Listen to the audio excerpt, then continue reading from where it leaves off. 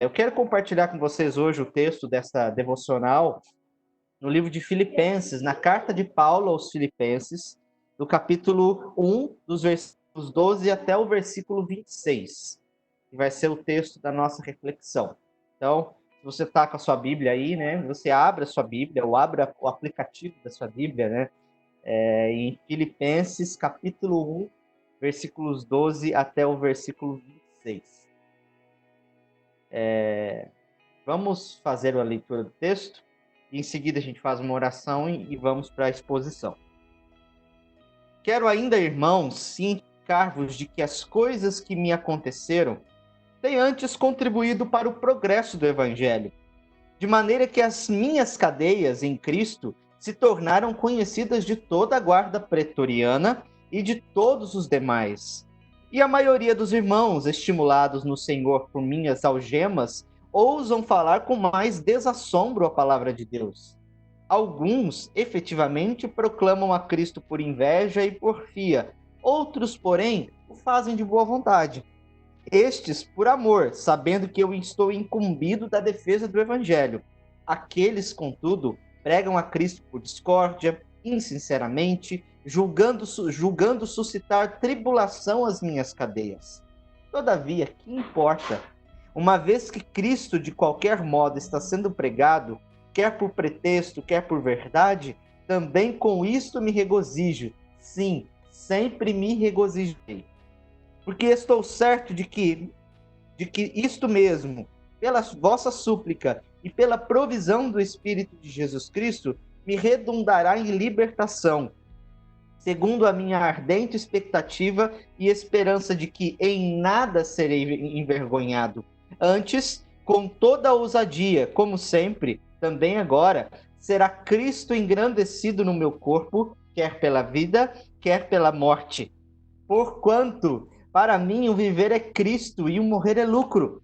Entretanto, se o viver na carne traz fruto para o meu trabalho, já não sei o que hei de escolher.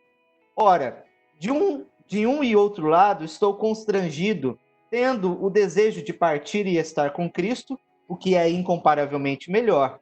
Mas, por vossa causa, é mais necessário permanecer na carne.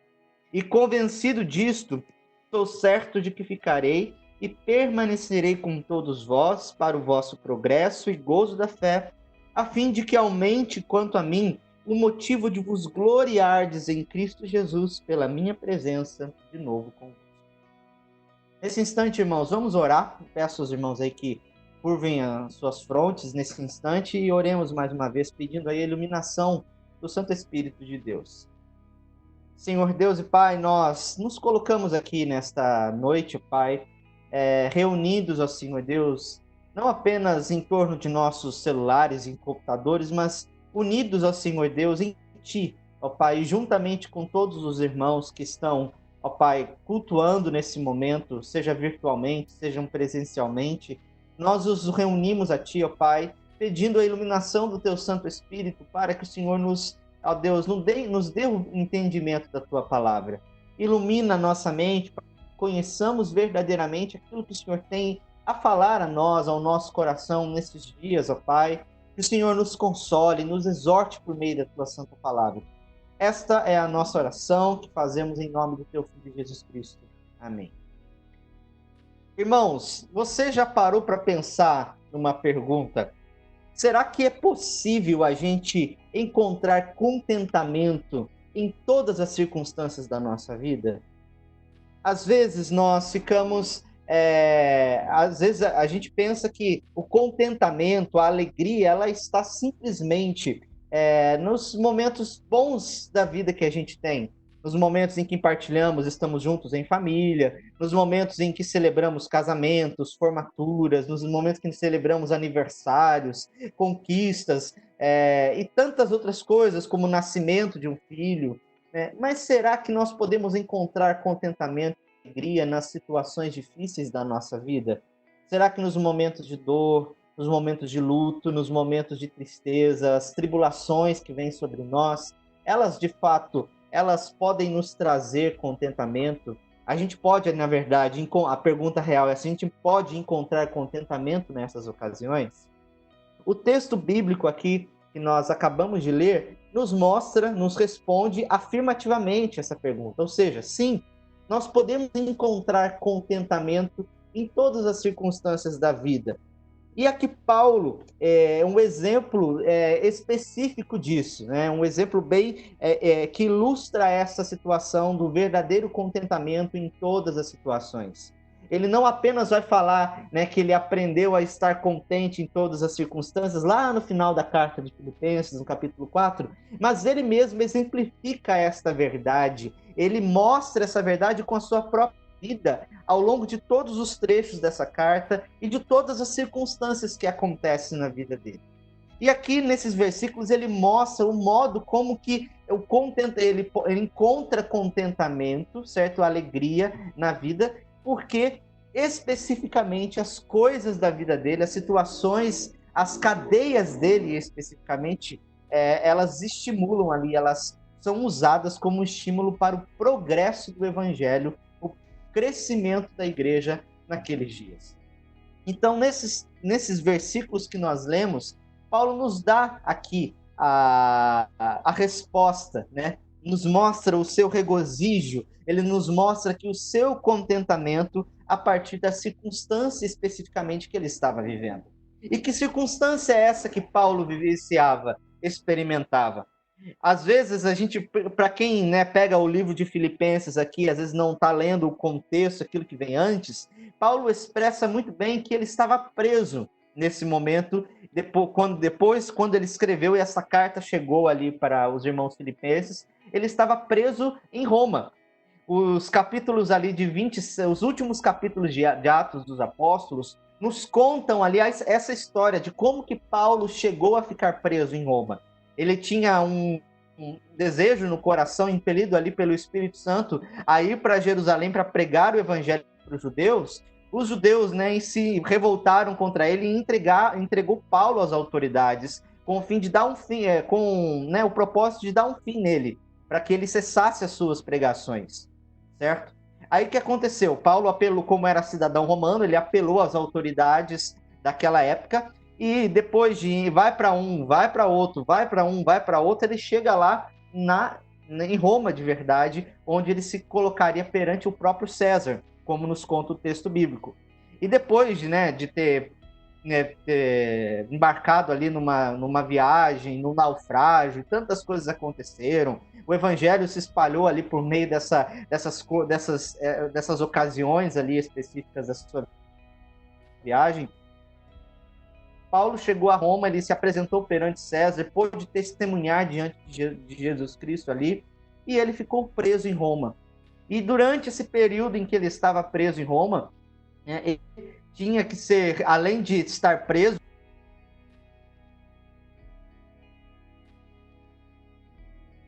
assim, um sucesso de dar a ele o que vestir, né? Ou seja, naquela época os prisioneiros eram responsáveis pelo seu próprio sustento, pela sua própria provisão dentro das cadeias. E Paulo, como era prisioneiro, ele talvez não fosse aquele prisioneiro clássico ali naquela prisão, né, vamos dizer assim, em condições ruins, mas ele estava como um prisioneiro domiciliar, ele estava sempre ali com um guarda, né, de Roma ali sempre perto dele para poder vigiá-lo e limitar os passos dele, como se fosse uma prisão a domicílio. E ele, então, era responsável pelo que tinha de comer, para levantar o seu sustento. E esses irmãos, os filipenses, que, né, foram irmãos ali que receberam a palavra do próprio apóstolo Paulo, eles, então, que receberam ali, como vai contar também Atos 16, a viagem dele ali, né, quando recebeu a missão, a visão, passa a Macedônia e ajuda-nos. E ele, então, ali plantou essa igreja em Filipos. Então, esses irmãos se associaram a Paulo em todas as ocasiões. No passado, quando Paulo estava presente ali pregando o evangelho, e agora, quando Paulo estava ali preso. Os irmãos enviaram ali pelas mãos de um membro da igreja uma oferta que poderia ali servir a Paulo para suprir as suas necessidades naquele momento. Então, os irmãos tinham um apreço por Paulo. Essa igreja de Filipos, né, os filipenses, eram muito amados pelo apóstolo Paulo. O apóstolo tinha um afeto paternal para com estes. Então ele escreve esta carta para mostrar a sua gratidão, expressar a sua gratidão por tudo aquilo que esses irmãos fizeram para ele, por terem se associado nesse momento e tantos outros momentos da sua vida em causa do evangelho. Só que esses irmãos talvez pudessem ficar aí, estavam naquela expectativa. E o que vai acontecer com Paulo? Paulo está preso, será que ele vai ser condenado? Será que Paulo vai morrer? A expectativa, meus irmãos, de uma pessoa que foi condenada, que está lá numa prisão, naqueles dias, não era ficar preso eternamente. Ou se ela seria solta, certo? Seria livre, ou então ela seria morta. Era uma das duas coisas, vamos mais ou menos assim, a expectativa de Paulo. Então aqueles irmãos muitas vezes se mostravam ansiosos, se mostravam ali naquela expectativa, o que vai acontecer com o nosso amado apóstolo, o que vai ser dele, e se ele morrer, o que vai ser a causa do evangelho? Poxa, que situação difícil que ele está passando, né? Será que Deus não está vendo isso que ele está vivendo? Então, talvez muitos pudessem ali ter isso na sua em mente, né? Pensar a esse respeito. Então, Paulo ele vai escrevendo aqui, primeiro para agradecer aos irmãos, para dizer o tanto do afeto que ele tem por eles, para orar por eles. Ele escreve uma oração aqui especificamente que ele faz aos irmãos constantemente e também para chamar a atenção deles. Então, esses versículos que nós lemos, Paulo está chamando a atenção dos irmãos para dizer para eles assim, olha, escuta, tá tudo bem comigo. Eu aprendi, vamos dizer assim, eu sei que tudo tem um propósito. Deus tem um propósito em todas as coisas e eu me alegro por isso.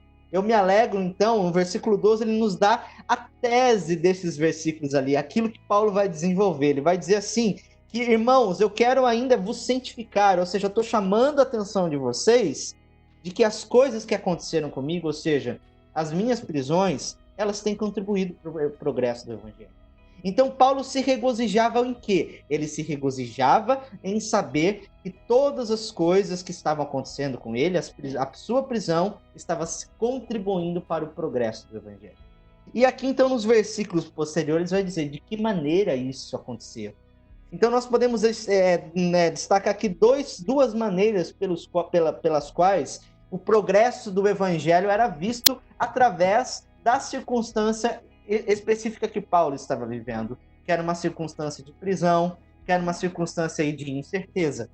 E a primeira dela, dos versículos 13 até o versículo 18, nos mostra que as prisões de Paulo contribuíram para o estímulo da pregação do evangelho em Roma. Veja bem, note comigo aqui principalmente, e aqui ele nos mostra, além, né, de mostrar que contribuiu para o crescimento, para a pregação do evangelho, ele mostra isso, ele destaca isso de duas formas especificamente. Nos versículos 13 e 14, ele fala que, de maneira que as minhas cadeias em Cristo se tornaram conhecidas de toda a guarda pretoriana e todos os demais. O versículo 13 especificamente. Então, de que forma as cadeias de Paulo, a prisão de Paulo estava estimulando a pregação do evangelho, a evangelização, se a gente pode dizer assim? Primeiramente porque os próprios soldados romanos estavam ouvindo de Jesus. Já existia ali uma igreja em Roma. Paulo não foi aquele que plantou a igreja, né? Edificou ali a igreja em Roma, como foi com os filipenses. Alguém já tinha pregado ali, já existia uma igreja com quem Paulo entrou em contato, e os irmãos daquela igreja souberam de tudo aquilo que estava acontecendo com o apóstolo, da forma como ele foi preso e da forma como ele estava testemunhando de Jesus. Especialmente porque os próprios guardas romanos estavam ouvindo.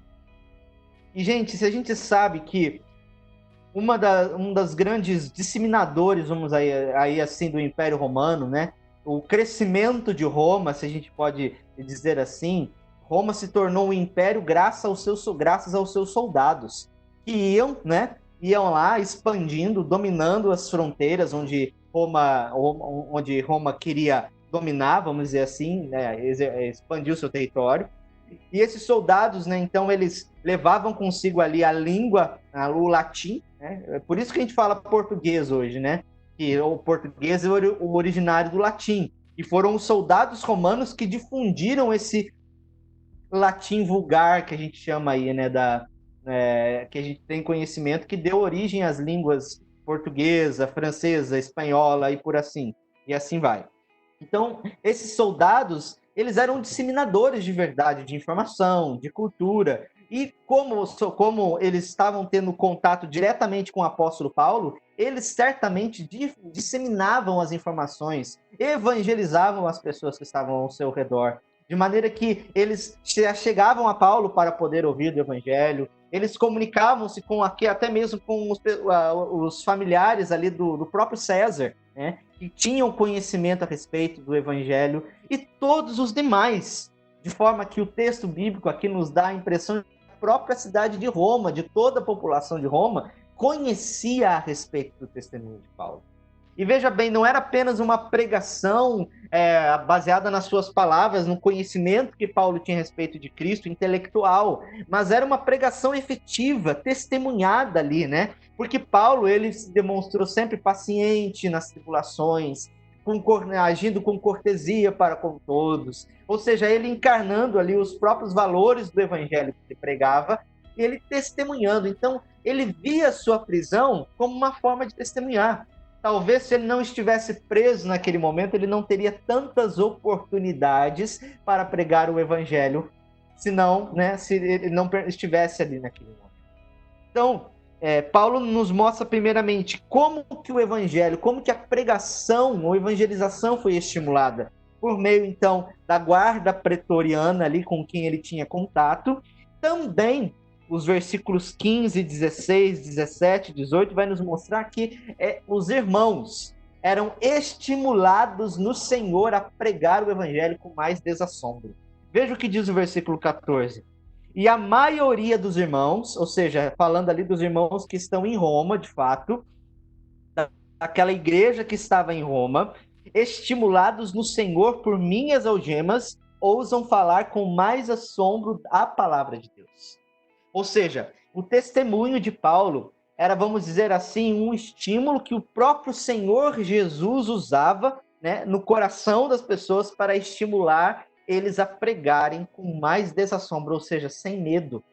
Porque talvez num primeiro momento, pensa comigo, nós temos aqui, estamos organizados aqui e é preso um grande, vamos dizer assim, dos nossos ali, vou supor, tá, irmãos? É uma suposição. Por exemplo, nós estamos aqui e é preso ao reverendo Augusto Nicodemos, porque está pregando o evangelho. Aí, o que vai acontecer? Nossa, temor, medo, se eu continuar pregando o evangelho, eles vão prender a gente, prender até o Nicodemos, vão prender até a gente, né? Ou seja, é um exemplo apenas, né? O apóstolo Paulo podia pensar da mesma forma, eles podiam pensar da mesma forma com relação ao apóstolo Paulo. O apóstolo Paulo foi preso. E agora? O que vai ser de nós? Se ele foi preso, nós também vamos ser. Muitas vezes se acanharam no primeiro momento, ficaram receosos de pregar, ficaram receosos de testemunhar. Mas ouvindo que as cadeias de Paulo estavam contribuindo para a pregação, então o que eles fizeram? Vamos continuar pregando. Vamos pregar mais ainda, na verdade. Vamos pregar com mais desassombro. Se a gente tiver de ser preso, a gente vai ser preso por causa do Senhor. Então veja como que essa situação moveu não apenas a vida do apóstolo Paulo, mas moveu também os outros irmãos. Foi um testemunho. O próprio Senhor Jesus usou isso para poder tirar o medo das pessoas e estimulá-los a pregar, a aproveitar a oportunidade de pregar o evangelho em todo momento. Então nós olhamos isso e enxergamos isso no texto, né? Porque ele fala, né? Estimulados no Senhor pelas minhas algemas. E essa expressão aqui no Senhor, que aparece diversas vezes nessa carta nessa carta aos Filipenses, nos mostra mesmo a união com Cristo, de Cristo impulsionando o coração dos irmãos, dos crentes, através do testemunho de Paulo para poder pregar o evangelho mais ainda. Só que tem um porém aqui que o apóstolo Paulo levanta, né? Nem todos aproveitavam o testemunho do apóstolo Paulo para pregar com sinceridade de coração, com boa vontade, né? Visando o bem do evangelho de Jesus. Muitos pregavam ali por inveja e por porfia. Note aqui que diz os versículos de 15 até o versículo 17, nos mostra que existiam pessoas, né, pregadores, talvez ali, os primeiros crentes de Roma, talvez ali uma um pensamento a respeito disso, os mais antigos ali que já estavam antes de Paulo, chegaram ali em Roma antes de Paulo, aí depois pregavam o evangelho, aí viram Paulo chegando, talvez se encheram de inveja no seu coração, porque Paulo pregava e as pessoas ouviam mais, tinha uma maior audiência, e Paulo era mais ouvido e eles não, né? Paulo tinha lá milhões de seguidores, eles tinham poucos seguidores no canal deles, entendeu? Vamos dizer assim, movidos por inveja, né? Eles então pregavam apenas para poder exaltar a si mesmos, né? Com motivações erradas. É importante destacar uma coisa aqui, irmãos, que esse texto não está, esses 3 versículos de 15 a 17, não fala de falsos mestres especificamente. Não fala de pessoas que pregavam um outro evangelho, uma outra mensagem. E até mesmo, irmãos, crentes que estavam pregando a mensagem verdadeira do evangelho, porque conheciam, só que com motivações erradas. Apenas para poder ganhar seguidores, para poder serem vistos, para que o nome deles pudesse estar na boca do povo, para que eles pudessem ser chamados de grandes, de intelectuais, de teólogos, e por assim vai. E aqui nos mostra uma clara evidência do evangelho, né? Da realidade a respeito da pregação. Muitos pregam a Cristo, de fato, como diz Paulo aqui, com boa vontade, né? Pregam ali com amor, entendendo que Paulo estava ali defendendo o evangelho através daquela prisão que ele estava passando, né? Mas outros pregam por motivos assim, escusos, por discórdia, por inveja, porque quer ganhar multidões, porque acha o evangelho ali um meio de você manipular as pessoas, e fazendo isso, julgando, suscitando mais tribulação a Paulo. Não que Paulo gostava disso, não. Pelo contrário, ele achava que isso era errado. Ele estava expondo esse erro da parte desses irmãos para que esses irmãos, quem sabe, ele pudesse então se arrepender e para Cristo sinceramente. Mas Paulo não estava muito ligando para isso, vamos dizer assim. O versículo 18 ele vai dizer: todavia, que importa? Eu estou sofrendo, eu sofro quando eu vejo esses irmãos pregando aí por inveja, pregando por outros motivos, mas o que importa para mim é que Cristo está sendo pregado verdadeiramente. Então, se Cristo está sendo pregado verdadeiramente, nisso eu me regozijo e sempre me regozijarei. Veja onde estava o coração do apóstolo. Diferente dos falsos mestres, dos falsos mestres, não, desses que pregavam por inveja e por porfia, o coração deles, os aplausos dos ser conhecidos como o coração do apóstolo Paulo em ver Cristo sendo pregado. E este era o motivo do contentamento dele. Então, ele se contentava, ele se alegrava no seu momento de aflição, no seu momento de prisão, em saber que o evangelho estava sendo pregado em Roma. E pelos guardas, os guardas estavam vindo, a família do imperador estava vindo, as pessoas de Roma estavam vindo, e os irmãos estavam pregando com mais amor, sem medo algum, e pregando cada vez mais. E isso para ele era o contentamento, ver que Cristo estava sendo exaltado. Então esse é o primeiro ponto, né? O progresso do evangelho aqui é a pregação do evangelho, que os irmãos pregavam, eram estimulados cada vez mais pelas algemas e pelo testemunho de Paulo a pregar o evangelho. O segundo ponto, além, né, que contribuiu ali para que o evangelho crescesse por cadeias, é o próprio testemunho do apóstolo a respeito de Cristo, né? Ele vai dizer aqui nos versículos 19 a 26 a respeito das suas perspectivas, da sua expectativa com relação à sua própria situação.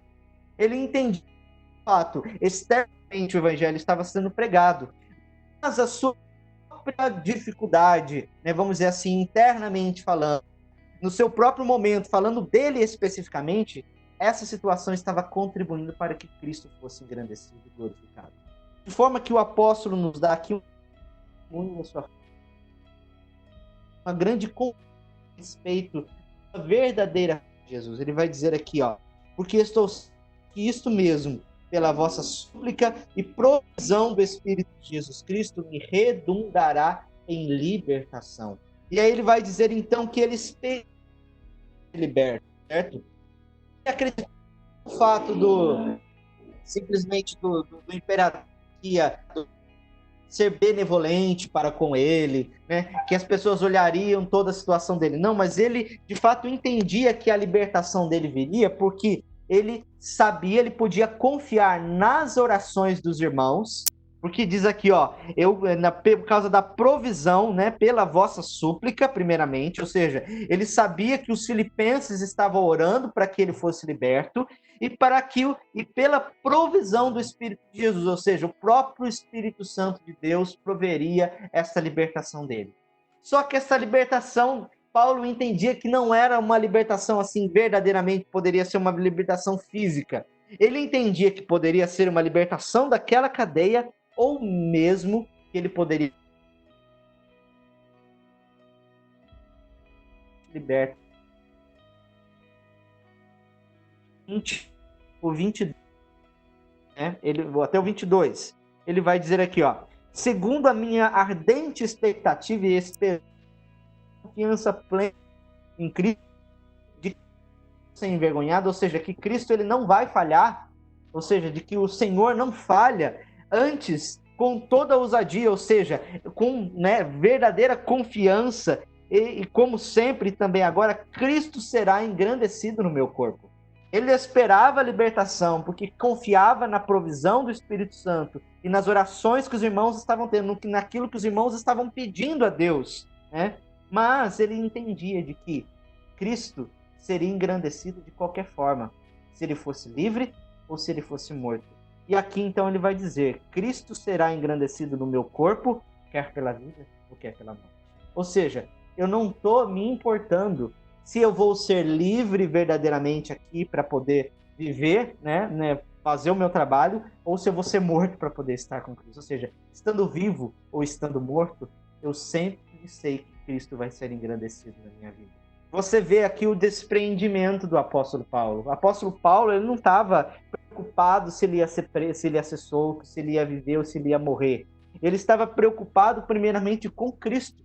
Sim, e ele vai dizer, ele vai reforçar esse sentimento, essa perspectiva. Por quanto a célebre dele, que todo mundo conhece, é Cristo, nos mostram que deixa eu só, irmãos, deixa eu só pegar aqui tá acabando a bateria. Voltando aqui. Então ele não se importava com isso. Ele de fato entendia que se ele fosse viver, que ele vivesse a vontade para honrar a Cristo em tudo. Ou seja, então, se ele vivesse, se ele tivesse de ser preso, se ele tivesse de sofrer por causa do evangelho, então ele sabia que Cristo estaria sendo honrado no seu corpo. E se ele morresse, pior ainda, porque ele poderia desfrutar da companhia com o próprio Jesus. Ou seja, a vida mais importante,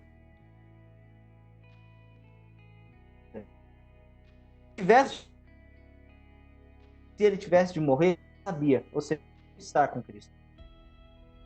Companhia. E ele continua dizendo: entretanto, se o viver na carne traz fruto para o meu trabalho, já não sei o que hei de escolher. Mostra a divisão. Estava dividido. Olha, colocar na balança, cara, o que eu ganho se eu ficar e o que eu partir do mundo, né? Se eu levantar, né?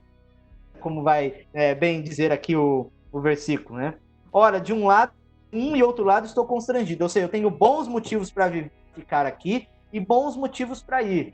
Aqui, por exemplo, eu vou poder estimular os irmãos, eu vou poder pregar o evangelho, eu vou poder falar de Cristo para eles, eu vou poder, com eles, exercendo o dom do ministério, honrar isso aqui na minha vida, né? Ser uma bênção para a vida dos meus irmãos, poder pregar o evangelho em todo tempo. Mas aqui eu tenho que lidar com a questão da luta contra o pecado, o sofrimento, as amarguras, as tristezas.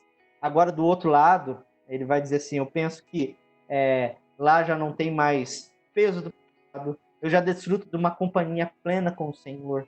E, que, né, e eu fico constrangido, porque de fato lá eu tenho aquilo que eu tenho um pouco aqui, de alguma forma. Eu tenho, às vezes até intensa, mas lá eu tenho mais ainda, por causa de Jesus, por causa daquilo que ele fez. Então, ele fica dividido, ele fica constrangido, né? Ele diz: ora, de um e outro lado estou constrangido, tendo o desejo de partir, ou seja, plantar a tenda, né? Traz essa ideia, como era nos dias lá de Moisés, o acampamento e partia, certo? E estar com Cristo, que é incomparavelmente melhor, mas por vossa causa é necessário permanecer na terra. Então, Paulo já sabia especificamente o que aconteceu na situação dele. Por isso diz no versículo 25, e convencido disso, ou seja, ciente disso, dessa verdade, que eu preciso estar aqui nesse momento para o progresso do evangelho, para poder permanecer com os irmãos, para poder trazer a eles mais alegria, mais conhecimento, discipulado. Então ele diz: estou certo de que ficarei e permanecerei com todos vós para o vosso progresso e gozo da fé, a fim de que aumente contra mim o motivo de vos gloriardes em Cristo Jesus pela minha presença de novo convosco. Ou seja, ele queria estar, estava querendo abrir mão de celestial, estar com os irmãos ali, fortalecendo eles, vendo eles crescerem cada vez mais, se alegrarem cada vez mais no Senhor, assim como se alegravam.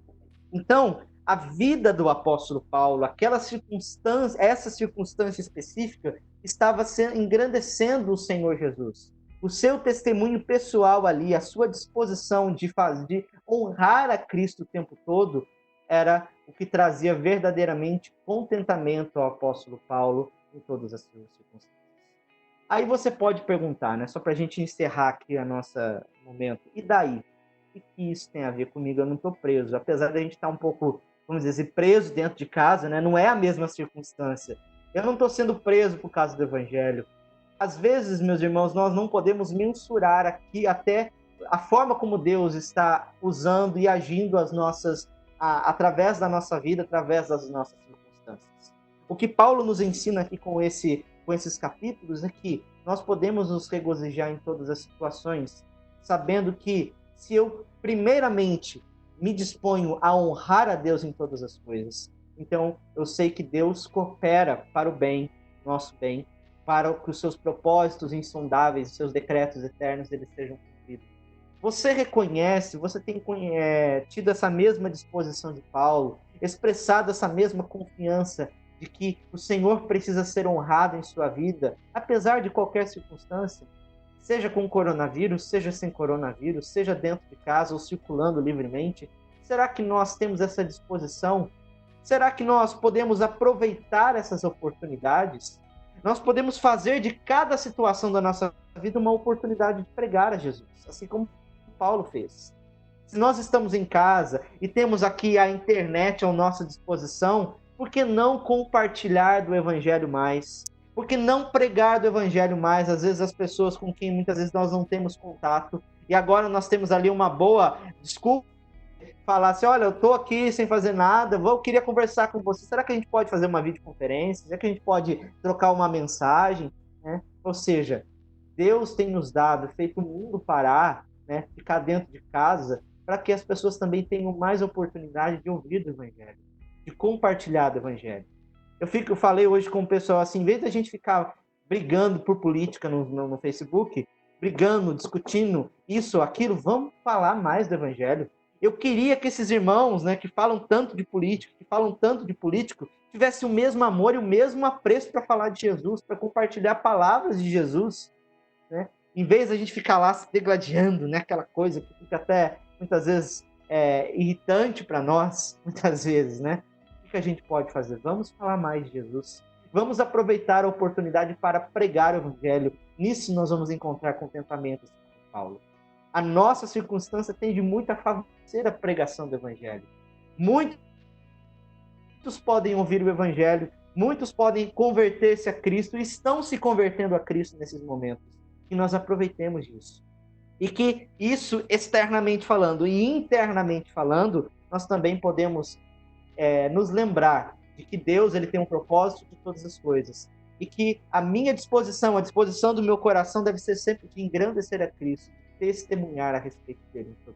Então, que nós nos lembremos do apóstolo Paulo, que nós nos lembremos dessas palavras e aprendamos que nós podemos, sim, nos alegrar e encontrar contentamento por meio da pregação do Evangelho e do testemunho pessoal que nós estamos dando em cada circunstância. Se nós fazemos cada circunstância como uma oportunidade de pregar e testemunhar a respeito de Jesus. Então, Deus abençoe e obrigado aí aos irmãos pela atenção, pela audiência e pelo convite. Senhor, privilégio que o Senhor tem nos dado, Senhor Deus, de podermos nos reunir aqui nessa noite e de podermos falar a respeito do Senhor, ó Deus, da tua santa palavra. Que o Senhor nos ajude a aproveitar essa oportunidade, Senhor Deus, para pregarmos mais de Ti, para divulgarmos mensagens nas redes sociais a respeito do Senhor, para compartilharmos a Tua palavra com os nossos irmãos, com os nossos familiares que ainda não conhecem Ti, para fazer desse momento uma oportunidade de evangelização e de pregação. Que as pessoas se sintam estimuladas, ó Senhor Deus, a pregar o Evangelho, ouvindo, Senhor Deus, lendo a Tua palavra, ouvindo os testemunhos, ó Senhor Deus, de que muitos têm conhecido a Ti por meio da pregação. E que também, Senhor, seja uma oportunidade para nós testemunharmos de Jesus, honrarmos a Jesus em todo o tempo. Ó Deus, entendemos que, ó Deus, o que importa mais não é Cristo sendo que nós possamos fazer desse o objetivo final de toda a nossa aspiração, Senhor Deus, neste mundo. Se nós quisermos, ó Deus, alguma coisa que seja a honra de Cristo, é honrar a Cristo em todo tempo. E nos ajude a viver dessa forma, Senhor. Assim nós te pedimos, ó Deus, em favor dos nossos irmãos, que muitas vezes estão impossibilitados de cultuar, irmãos que estão enfermos, sê com eles, ó Deus, nesses momentos. Assim nós oramos em nome de Jesus. Amém. O amor de Deus, o nosso Pai, a eterna consolação, a comunhão do Espírito Santo, seja sobre todos vós, agora e para sempre. Amém. Amém. Deus abençoe.